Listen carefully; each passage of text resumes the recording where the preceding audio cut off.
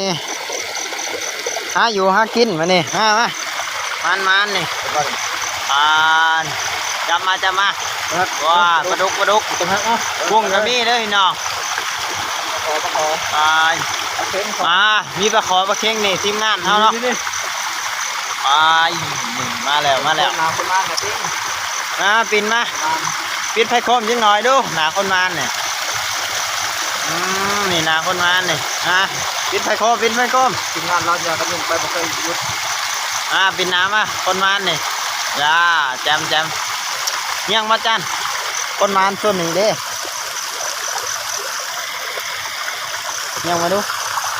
ปิดน้ำคนมานนี่